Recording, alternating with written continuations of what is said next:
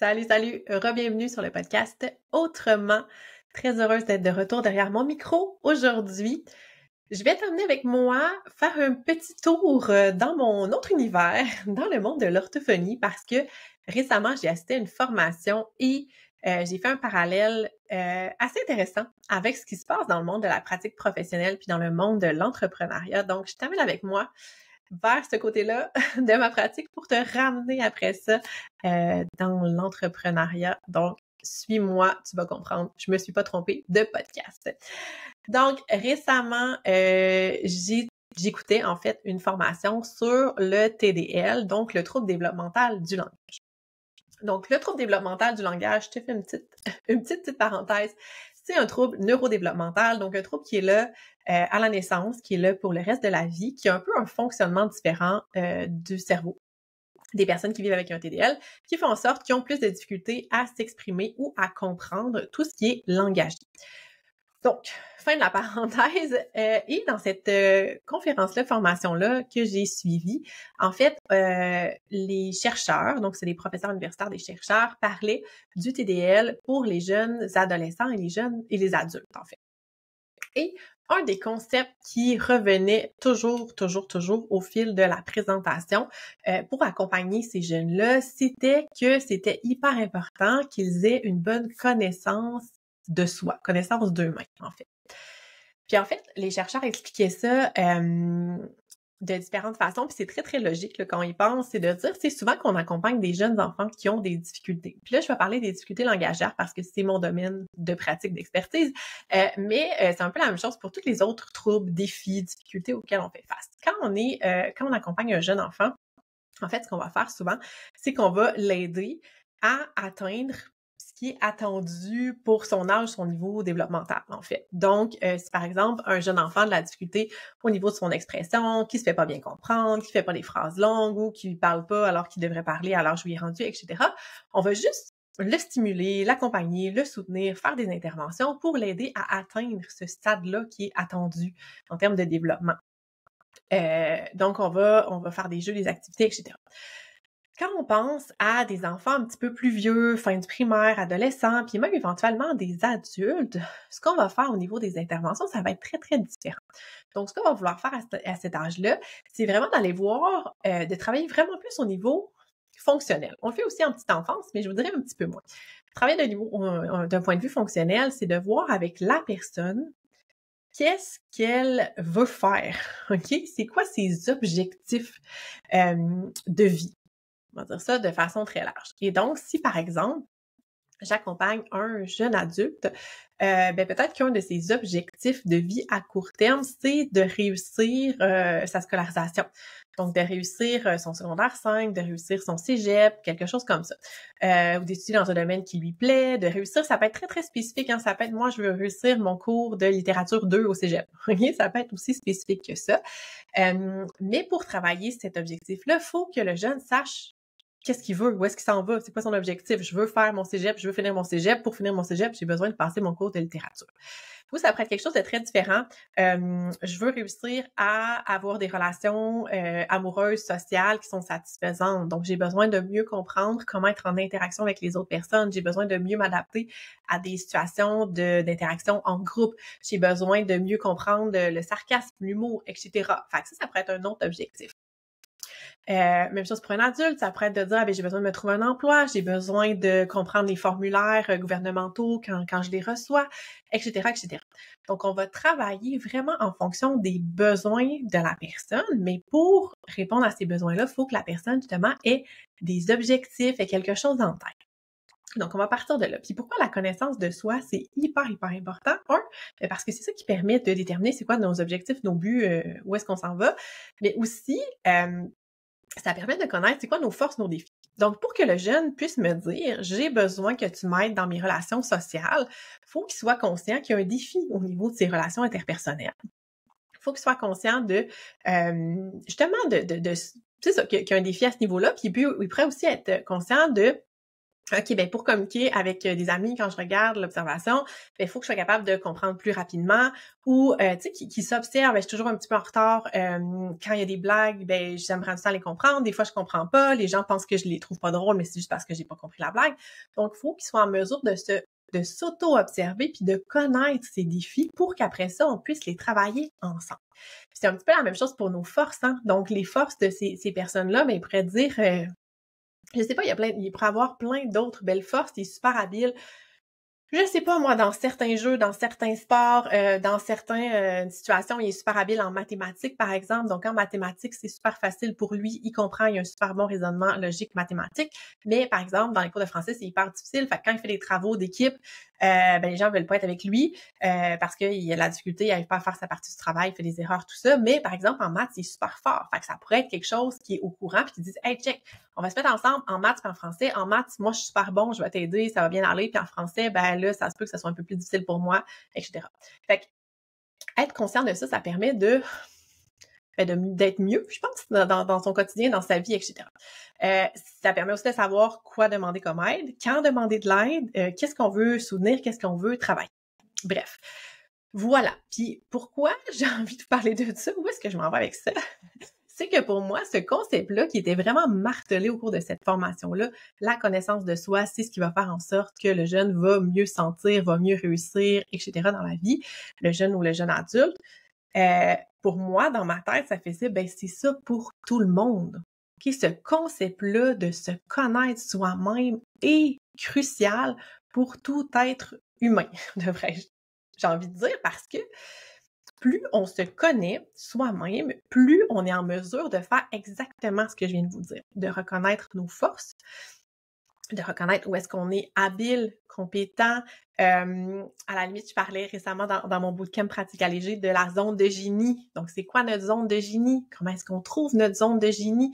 Comment est-ce qu'on peut rester le plus possible dans notre zone de génie, dans notre pratique, dans notre entreprise? Donc, tout ça, mais pour savoir notre zone de génie, il faut avoir une très bonne connaissance de soi. Donc, c'est quoi nos forces? Qu'est-ce qu'on fait facilement, sans trop d'efforts? Pourquoi on est reconnu comme étant bon, compétent, à l'aise? Donc, tout ça, mais aussi éventuellement de connaître nos défis. C'est quoi nos angles morts? Qu'est-ce qu'on voit souvent pas venir ou qu'est-ce qu'on a de la difficulté? Qu'est-ce qu'on connaît pas? Hein? Où est-ce qu'on manque peut-être de connaissances? Où est-ce qu'on manque d'expérience, d'expertise? Qu'est-ce qu'on sait qui reste un défi pour nous? Hein? Donc, je vais vous donner un exemple très personnel. Je suis une personne qui est capable de bien planifier mes choses au niveau, mettons, de mon travail, de m'organiser relativement. Mais mon organisation dans ma vie personnelle, c'est un petit peu plus difficile pour moi. Ça a toujours été un défi pour moi d'être organisée, planifier mes activités d'avance, etc. Tout ça. Organiser, bref, tout ce qu'il faut faire pour aller en camping, etc. Donc, tout ça, c'est pas ma principale force, je le sais. J'ai des outils, j'ai des tableaux Excel, j'ai des documents partagés avec mon conjoint, je me prévois d'avance parce que je sais que je vais oublier des choses.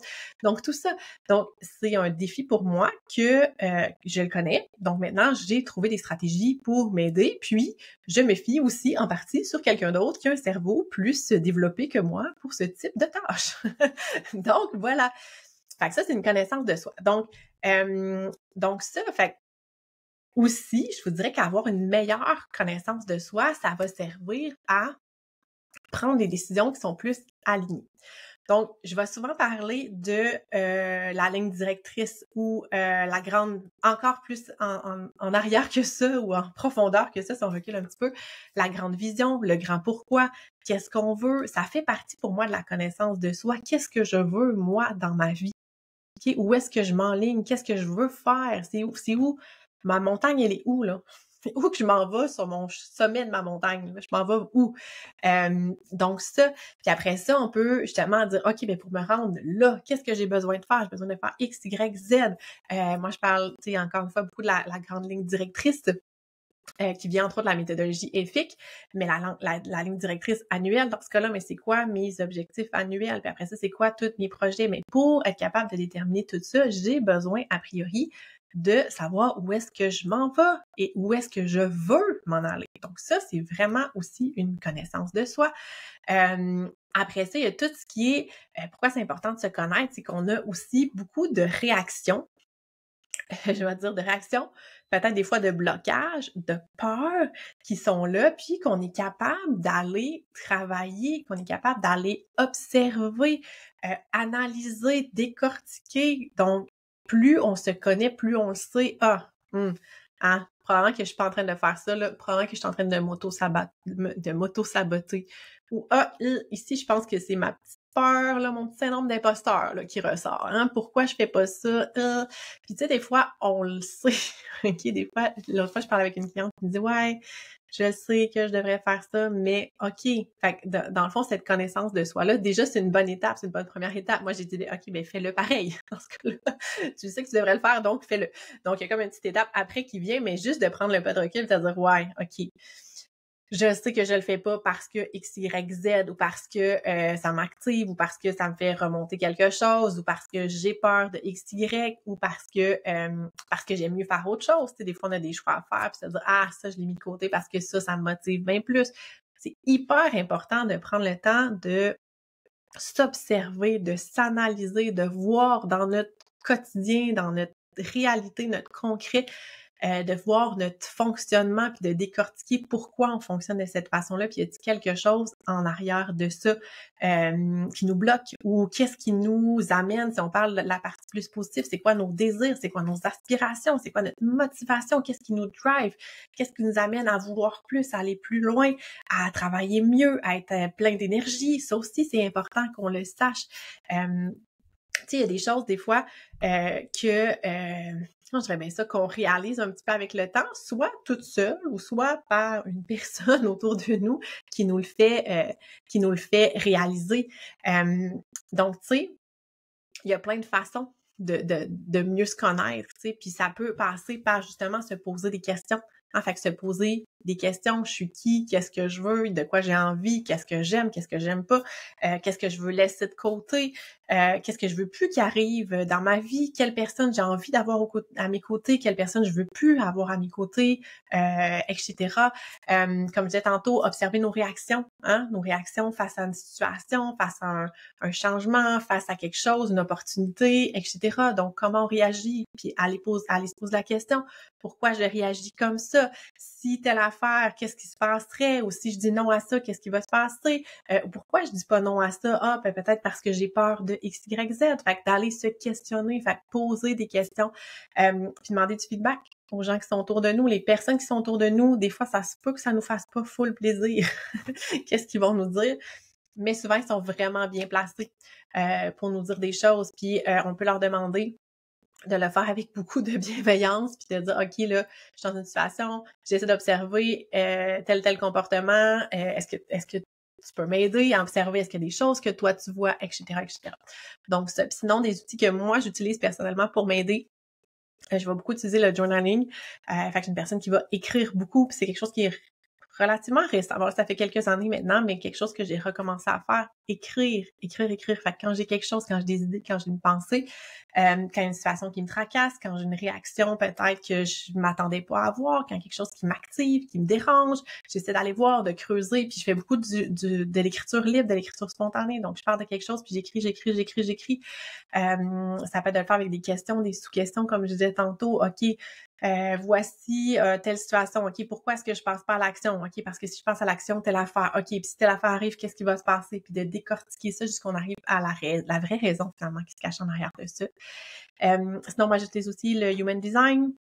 Donc, je regarde c'est quoi mon type, c'est quoi mes codes de Human Design, etc. Pour voir un petit peu c'est quoi mon profil, en fait, puis de m'aider à comprendre. Puis je le fais, moi, je l'ai fait pour les personnes autour de moi aussi, fait que je l'ai fait pour mes enfants, pour mon mari, puis tout ça, pour essayer de voir un petit peu leur profil, puis des fois de mieux comprendre leur réaction, de mieux comprendre justement tout ce qui est la gestion de leurs émotions, tout ce qui les motive, etc. Donc, sans entrer dans le grand détail du Human Design, c'est pas quelque chose qui vous interpelle, qui vous parle. Des fois, juste aller faire votre profil, ça peut vous donner des pistes, des idées. Il y a des personnes qui vont utiliser tout ce qui est l'astrologie. Il y a comme vraiment beaucoup de choses qu'on peut faire pour aller creuser, aller se questionner, aller voir si ça fait du sens pour nous, tout ça. Ça peut être d'être accompagné, d'être guidé par un coach, par une thérapeute, etc. Donc voilà, d'avoir des discussions sincères et profondes avec des gens autour de vous. Puis tu sais, récemment, tranche de vie, personnelle, récemment, j'étais en thérapie avec une professionnelle, puis ce qu'elle me disait, tu sais, elle m'a fait réaliser quelque chose qui finalement, est très vrai et quand elle me dit, c'était tout à fait cohérent, tout à fait logique, mais j'avais jamais mis des mots peut-être sur ça. Fait que ce qu'elle me disait à ce moment-là, c'est que quand j'étais en surcharge, je devenais une personne hyper fonctionnelle. Donc quand j'avais une période de ma vie où c'est intense, où j'ai beaucoup de choses à faire, beaucoup de charge mentale, beaucoup de choses à penser, je suis vraiment hyper fonctionnelle. Donc, je suis capable de tout faire les choses. J'échappe pas trop de balles dans le sens où c'est rare que j'oublie des choses. Tu sais, je suis assez à mon affaire, tout ça. Fait que j'arrive à tout faire, à gérer, ça va vite. Je suis hyper fonctionnelle, mais je deviens complètement déconnectée d'un point de vue émotif, émotionnel. Donc, je suis dans l'efficacité, la productivité. Je fais ce que j'ai à faire, mais je ne suis pas disponible. OK? Je suis juste hyper focus dans mes choses. Je deviens pas disponible. Je me déconnecte de tout ce qui est émotionnel. Puis, clairement, ça a un impact. Ça a une répercussion sur les gens qui sont autour de moi. Fait que oui, les choses sont faites, là. OK? Donc, je vais dire l'expression en anglais, mais bref, tout est fait, ce qui a à être fait, mais moi, je suis pas là, je suis pas disponible, je suis pas réceptive, etc. Puis, c'est sûr que, ben, c'est dérangeant pour les personnes qui sont autour de moi. Fait que je le sais, OK? Je le sais que je suis capable de faire les choses, puis là, je suis comme, ben là, je suis en mode focus, mais de prendre conscience de ça, ça me dit, OK, parfait, les choses doivent être faites. Est-ce que peut-être des choses qui peuvent être faites peut-être moins bien pour que je sois plus présente? Tu sais, y a-t-il des compromis à faire ici? Fait que maintenant que j'ai pris conscience de ça, de façon que je le savais, mais que je l'ai amené à mon rationnel, voyez un petit peu, je suis capable de prendre action là-dessus, puis de faire des choix en fonction de ça. Donc, hyper important. Fait que,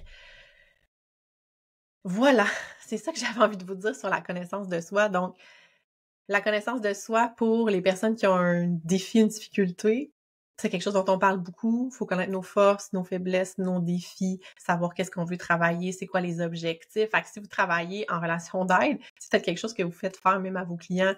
Moi, je l'ai fait avec mes clientes en coaching aussi. J'essaie d'aller voir avec eux, de creuser tout ça. Mais le faire pour soi-même, de prendre le temps de le faire pour soi, avec les outils de notre choix, de se trouver nos outils, nos moyens, nos stratégies, de demander de l'aide à des personnes autour de nous. Sinon, c'est hyper important. On va faire des choix plus conscients.